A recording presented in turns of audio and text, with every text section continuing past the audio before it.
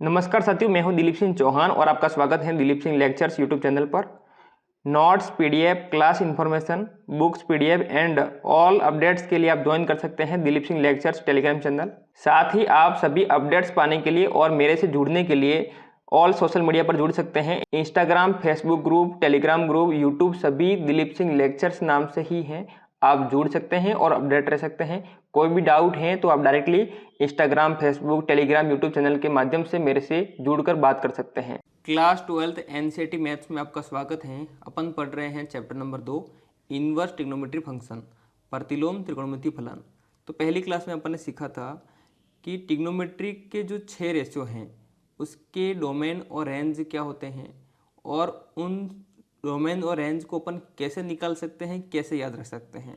फिर देखा था कि इनवर्स ट्रिग्नोमेट्री फंक्शन के भी 6 रेशियो हैं, उसके डोमेन और रेंज को कैसे अपन ज्ञात कर सकते हैं और उसे कैसे याद रख सकते हैं, ये बात अपन ने सीखी थी। फिर देखा था अपन ने कि ट्रिग्नोमेट्रिक रेशियो के जो 6 फंक्शन है वो फंक्शन थे और इनवर्स ट्रिग्नोमेट्री के जो 6 रेशियो हैं वो फंक्शन नहीं थे और उसको फंक्शन अपन ने बनाया था और किस प्रकार फंक्शन थे और किस प्रकार फंक्शन नहीं थे और क्या करने पर वो फंक्शन बने, ये बातें अपन ने करी थी। और ख़ास बात ये है कि इनवर्स ट्रिग्नोमेट्रिक फंक्शन के अंदर अपने जो 6 रेशियो हैं उनकी अपने को रेंज की आवश्यकता होती है। पूरे टॉपिक के अंदर आपको रेंज याद होना ज़रूरी है क्योंकि उस रेंज के अकॉर्डिंग ही उन क्वेश्चनों को सॉल्व किया जाता है। तो इसलिए अभी अपन सबसे पहले बात करेंगे उन जो 6 ट्रिग्नोमेट्रिक रेशियो हैं उनके तो अपन निकाल दिए थे रेंज और डोमेन। फिर देखा था कि उसके आधार पर इनवर्स ट्रिग्नोमेट्री जो फंक्शन है उसके रेंज और डोमेन निकाले थे, लेकिन यहाँ पर सिर्फ अपने को रेंज की आवश्यकता है तो अपन सिर्फ रेंज जानेंगे। तो रेंज यहाँ पर एक बार लिख देते हैं जो अपन ने पिछले वीडियो में पढ़ चुके हैं ताकि अपने को याद रह जाएगा। तो सबसे पहले आपको ध्यान रखना है कि अगर याद रखने की तरकीब आपको ध्यान में आ गई तो आपके इसके रेंज याद हो जाएंगे। तो सबसे पहले लिखना है आपको कि साइन इनवर्स एक्स, फिर लिखेंगे आप कोसेक इनवर्स एक्स, फिर लिखेंगे आप टेन इनवर्स एक्स। बात क्लियर है। अब देखिए यहाँ पर कि साइन इनवर्स एक्स का जो रेंज है वो क्या होता है कि -π/2 से π/2, जिसमें दोनों भी इंक्लूड है। अब कोसेक इनवर्स एक्स का जो रेंज है वो क्या होता है, इसका परिसर क्या है कि -π/2 से π/2, लेकिन इसमें क्या होता है कि 0 पर इनफाइनाइट बनता है, अपरिभाषित बनता है। लेकिन अब यहाँ पर देखिए मैथ्स में सब वैलिड है लेकिन इनफाइनाइट वैलिड नहीं है। इनफाइनाइट बन गया मतलब उसको हटाना ज़रूरी है। तो यहाँ पर क्या होता है कि इसके मध्य में एक ऐसा मान आ रहा है जिस पे क्या हो रहा है, इनफाइनाइट बन रहा है। तो अपन क्या करेंगे, इसमें से इनफाइनाइट को माइनस करेंगे, मतलब 0 को माइनस करेंगे क्योंकि 0 पे कोसेक इनवर्स एक्स के अंदर इनफाइनाइट बन रहा है, उसको अपन हटा देंगे। फिर बात करते हैं टेन इनवर्स एक्स की। अब इसमें क्या होता है कि टेन इनवर्स एक्स में जैसे कोसेक इनवर्स एक्स में 0 पर क्या बन रहा है, इनफाइनाइट, इसी प्रकार टेन इनवर्स एक्स में क्या होता है कि π/2 पे वो क्या बन रहा है, इनफाइनाइट। तो अपन क्या करेंगे, उसको अपरिभाषित बन रहा है तो उसको हटा देंगे। तो माइनस के π/2 और π/2, इसकी रेंज -π/2 और π/2 है, लेकिन अब π/2 पे क्या बन रहा है, वो इनफाइनाइट बन रहा है। तो माइनस की π/2 हो या π/2 हो, उन दोनों को हटाना पड़ेगा। तो इसलिए अपन छोटा कोष्टक ले लेंगे। बड़ा कोष्टक क्या कहता है कि माइनस की π/2 भी है और π/2 भी है, लेकिन छोटा कोष्टक ये कहता है कि माइनस की π/2 और π/2 इंक्लूड नहीं है, इनके मध्य वाला जो मान है वो इंक्लूड है। क्या बात क्लियर है। तो ये तीनों की क्या हो गए हैं, रेंज हो गई है। बात क्लियर है, परिसर हो गया है। अब इसी प्रकार अपन इधर लिख देंगे। अब इसको याद रखने का तरीका क्या है, देखो साइन इनवर्स एक्स है, फिर है कोसेक इनवर्स एक्स है, फिर क्या है टेन इनवर्स एक्स है। तो यहाँ पे समझने वाली बात है क्या कि पहले में अपने देखा कि -π/2 से π/2 चलेगा, फिर दूसरे में -π/2 से π/2 चलेगा लेकिन उसमें 0 नहीं है, उसको हटा देना है। फिर क्या है तीसरे में कि -π/2 से π/2 चलेगा लेकिन माइनस की π/2 और π/2 इंक्लूड नहीं है। तो ये क्या है कि यहाँ पर आपको पता लग रहा होगा एक सीक्वेंस बनी हुई है, तो उस सीक्वेंस से आप याद रख पाएंगे इसको। ठीक है। अब यहाँ पे बात करते हैं उसी प्रकार से एक दूसरी सीक्वेंस बनेगी जिससे इन तीनों को याद रख पाएंगे। और अपन जानते हैं कि ट्रिग्नोमेट्रिक के रेशियो को हो या फिर इनवर्स ट्रिग्नोमेट्रिक के रेशियो को 6 ही होते हैं, उन 6 के अपने को रेंज याद करने की आवश्यकता है, इसलिए मैं लिख रहा हूँ ताकि अपन जो क्वेश्चन करेंगे उसमें इसकी जरूरत पड़ेगी। फिर बात करते हैं कि कोसेक इनवर्स एक्स और क्या हो जाएगा, इसके बाद में लिखना है आपको सेक इन्वर्स एक्स, और क्या लिखेंगे अपन कि कॉट इन्वर्स एक्स। अब अपन ने cos inverse x, sec inverse x और कॉट इन्वर्स एक्स की रेंज निकालेंगे।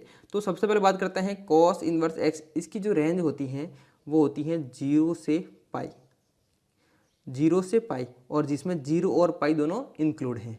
फिर बात करते हैं कि सेक इन्वर्स एक्स का रेंज क्या होगा कि 0 से पाई होगा।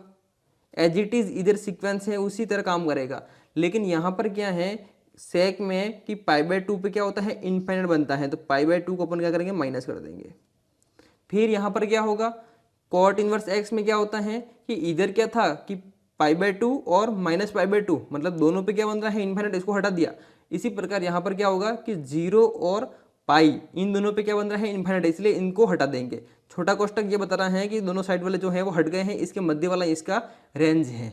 ठीक है, तो ये रेंज अपने को याद करना है। इस टॉपिक में सिर्फ इतना ही काम आ रहा है, इसके अलावा जितना भी पढ़ा अपन ने वो बेसिक है, अपनी नींव है और कॉन्सेप्चुअल है, ताकि क्या है इसको अपन याद रख पाएंगे। मैथ्स में क्या होता है रटा नहीं जाता है, समझा जाता है। अगर समझ में आ गया तो ज़िंदगी भर नहीं भूलेंगे आप।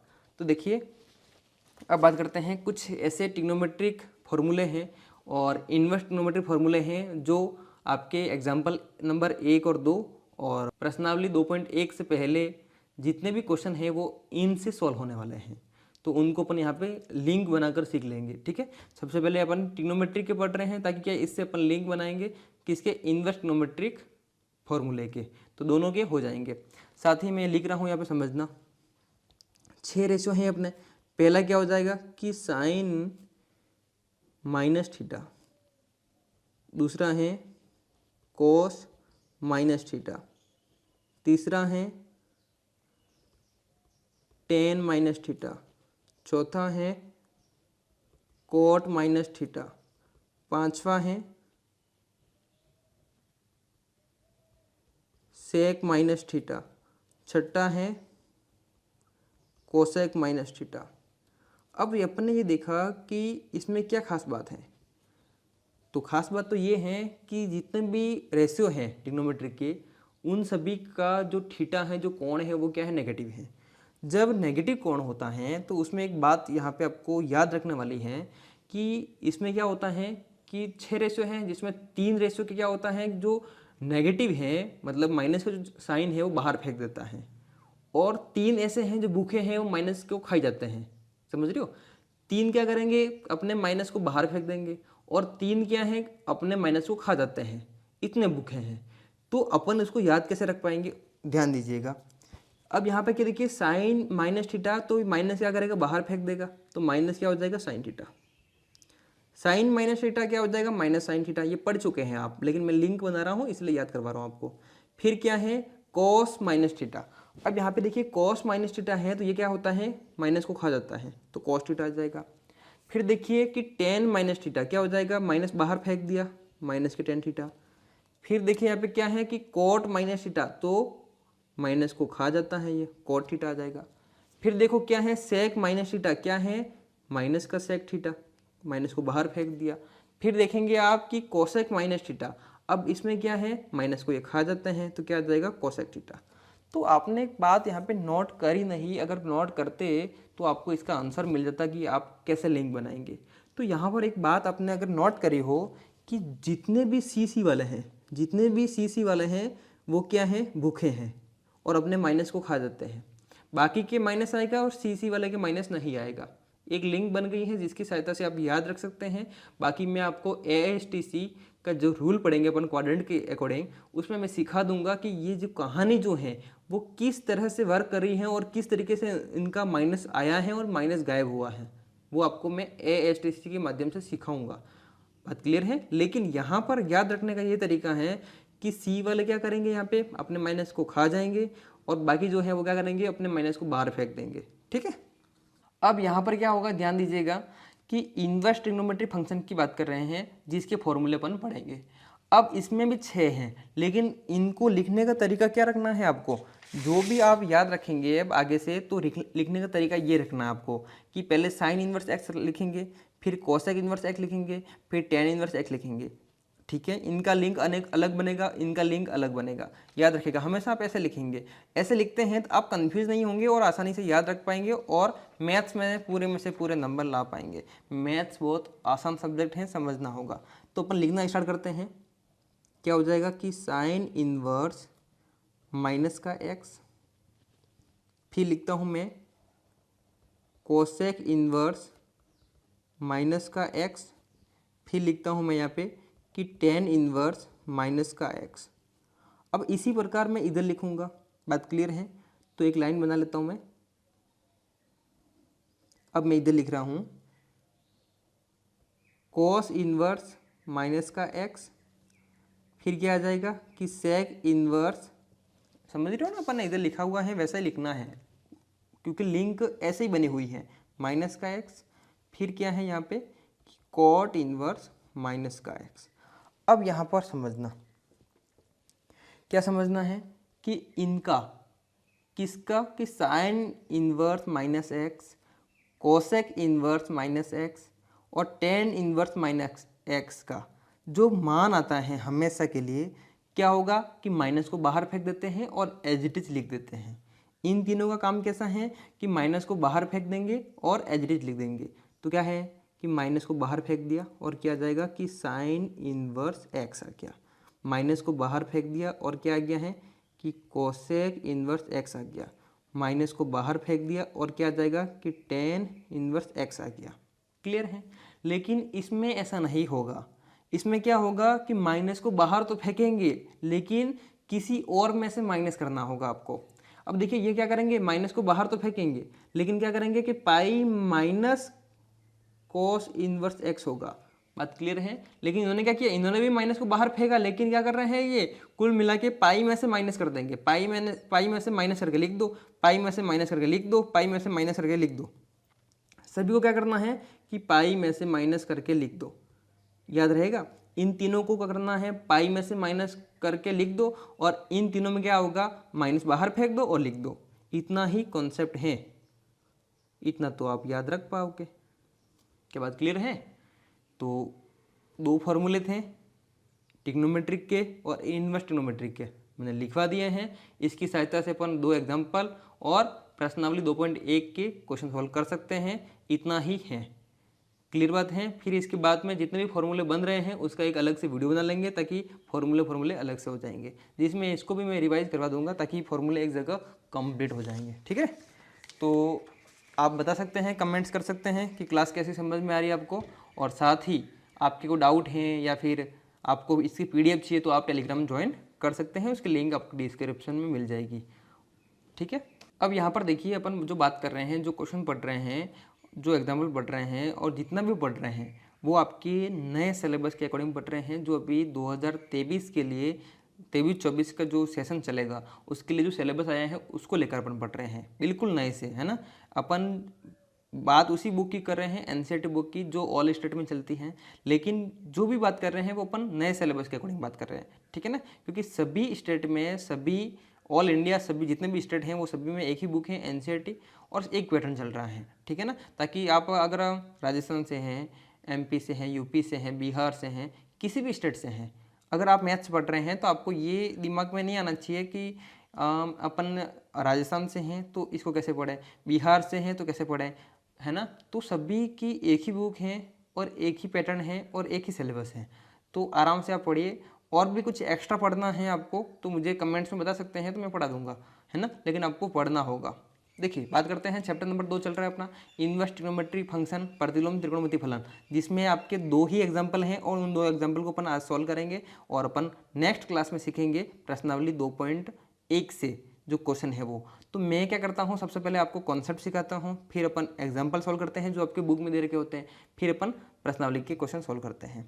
अब देखिए कि यहाँ पर आपको ये पता होना ज़रूरी है जो अपन क्वेश्चन सॉल्व कर रहे हैं उसके लिए। अब यहाँ पर देखिए कि बात कर रहे हैं कि साइन, पहला उदाहरण जो है, पहला उदाहरण कह रहा है अपना कि साइन इनवर्स 1/√2 का मुख्य मान ज्ञात कीजिए। अब यहाँ पर ध्यान दीजिएगा सबसे पहले कि सबसे पहले क्वेश्चन को सॉल्व करने से पहले आपको क्या करना है, तरीका मान लेना है कि लेट का मतलब होता है माना कि, है ना। तो लेट y इक्वल टू मान लेंगे अपन तो y इक्वल टू क्या हो जाएगा कि साइन इनवर्स और यहाँ पे आ गया है 1/√2। अब यहाँ पे ध्यान देना कि क्वेश्चन कैसे करना है सॉल्व। आपको क्वेश्चन ऐसे सॉल्व करना है क्योंकि अपन ये जानते हैं कि साइन इनवर्स अगर x है उसकी जो रेंज है वो कितनी है, रेंज कि माइनस के π/2 से π/2, जिसमें दोनों भी इंक्लूड हैं, ये इसकी रेंज है अपन जानते हैं। लेकिन यहाँ पे ध्यान देना कि इसको सॉल्व कैसे करते हैं कि आपको ध्यान होना चाहिए टेबल का मान कि इसको पढ़ेंगे कैसे कि साइन में 1/2 क्या 1/√2 एक्टिव रहा करो 1/√2 कि साइन में 1/√2 किसका मान है, किस कोण का मान है, किस एंगल का मान है। समझ में आ रहा है? इसको कैसे पढ़ते हैं कि साइन में 1/√2 किस कोण का मान है, किस एंगल का मान है। तो यहाँ पर देखिए, आप अगर टेबल याद है तो आप फटाक से मुझे बता देंगे कि 45 का मान है, क्योंकि मैंने टेबल सिखाई है, इसीलिए ही सिखाई थी मैंने आपको। अगर वीडियो पहले नहीं देखी है ज़रूर देख लें आप, है ना, क्योंकि यहाँ पे लिंक बनकर चलेगा बिल्कुल, क्योंकि अगर पहली वीडियो नहीं देखोगे दूसरा समझ में नहीं आने वाला आपको। तो यहाँ पर देखिएगा, फाइनली क्या लिखेंगे अपन कि y इक्वल टू, यहाँ पे क्या आ जाएगा कि साइन इनवर्स, क्लियर बात है, और अंदर क्या आ जाएगा कि साइन, और इसका जो मान है मतलब साइन के अंदर 1/√2 किसका मान होता है, साइन 45 का, साइन 45 मतलब 1/4। अब देखिए कि 1 π/4, साइन 45 का मतलब क्या होता है π/4, बात क्लियर है। तो π/4 को 45 डिग्री कैसे कहते हैं समझना कि π/4 है। अब पाई का मान होता कितना है 180, पाई का मान कितना होता है 180 होता है, 180/4 हो जाएगा। तो अगर 4 से कैंसिल आउट करता हूँ तो ध्यान से देखना कितनी बढ़ जाएगा, 4 बढ़ जाएगा, 4 × 4 16, 2 रहे 20 हो गया है, और 20 में 4 का कितनी बार गया है 5 बार। π/4 का मतलब ही कितना होता है 45 डिग्री होता है। बात समझ में आ गई आपको? तो साइन 45 डिग्री का मान कितना होता है 1/√2। लेकिन यहाँ पे अपन क्या करते हैं, ये जो π/4 है वो रेडियन पद्धति है, तो रेडियन पद्धति में लिखते हैं, ठीक है। ये क्या है डिग्री पद्धति है, तो डिग्री पद्धति यहाँ पे अपन यूज़ नहीं करते हैं, क्योंकि जो अपना यहाँ पे आप देख रहे हैं इसका जो रेंज है वो भी अपन रेडियन में पढ़ रहे हैं, इसलिए रेडियन ही यूज़ करेंगे यहाँ पे। तो आप देखेंगे कि होता क्या है कि इसके फॉर्मूले हैं जो मैं आपको फॉर्मूले लिस्ट में पढ़ाऊँगा। यहाँ पे सिर्फ आपको इतना ध्यान रखना है कि साइन इन्वर्स जो है साइन से कैंसल आउट हो जाता है, साइन इन्वर्स जो है साइन से कैंसल आउट हो जाता है, किस रेंज में, इस रेंज में, और ये जो मान है वो इस रेंज में ही काम कर रहा है, क्योंकि आप जान रहे हैं कि साइन इन्वर्स x की जो रेंज है वो कितनी है, माइनस के π/2 से क्या है π/2, मतलब समझ रहे हो कितना है कि माइनस के 90 से 90, है ना। तो ये तो कितना है π/4 कितना है 45 है, तो 45 तो इनके मध्य में ही आ रहा है ना, तो इस रेंज में ही काम कर रहा है। ये बात आपको समझ में आ रही होगी। तो फाइनली साइन इनवर्स से साइन कैंसिल हो गया और y का मान कितना मिल गया है π/4, क्लियर बात है। तो ये बात अपन ने यहाँ पे करी, ये इसका आंसर हो गया है, और इस तरीके से आपको एग्जाम में करना है। एग्जामिनर खुश हो जाएंगे क्योंकि आपको बहुत नॉलेज है, ये आपको लिखना है साइड में लिखना है बिल्कुल, ताकि उसको ध्यान में रहेगा कि क्या है परिसर है, तो ये परिसर बताने की कोशिश करी है। कि बात क्लियर है ना। इस तरीके से आपको पता होना बहुत ज़रूरी है। फिर बात करते हैं उदाहरण नंबर 2। उदाहरण नंबर 2 कह रहा है कि कॉट इनवर्स माइनस का 1/√3 का मुख्य मान ज्ञात कीजिए। सबसे पहला काम क्या है कि मान लो कि let y equal to cot inverse minus का 1/√3 हो जाएगा। तो फाइनली ये क्या करेगा, माइनस को बाहर फेंकेगा। लेकिन किस में से निकालते हैं अपन, आपको पता होगा कि पाई में से घटा देते हैं कि पाई माइनस क्या हो जाएगा कि कॉट इनवर्स 1/√3। तो आपको ये पता होना चाहिए कि कॉट के अंदर 1/√3 किस एंगल का मान है, किस कोण का मान है। तो फाइनली y इक्वल टू लिख देंगे कि पाई माइनस कॉट इनवर्स, और ये जो मान है कॉट में किसका मान है, कॉट π/3 का मान है, कॉट π/3 का मान है। टेबल मैंने पढ़ाई है आपको, क्लियर बात है। तो ध्यान से देखेंगे आप कि कॉट इनवर्स से कॉट कैंसिल हो जाएगा, है ना। तो रहेगा क्या रहेगा यहाँ पे कि पाई माइनस क्या रहेगा, सिर्फ π/3। क्या बात क्लियर है। और यहाँ पर देखें कि पाई के ऊपर में कुछ भी नहीं, मतलब 1 है, तो दोनों का एलसीएम कितना हो जाएगा, यहाँ पे 3 हो जाएगा। तो 1 का भाग 3 में 3 बार गया, 3 का गुणा पाई से किया, कितना हो गया है 3 पाई। और यहाँ पे देखो 3 का भाग 3 में 1 बार गया, 1 का गुणा पाई से किया, क्या गया है पाई।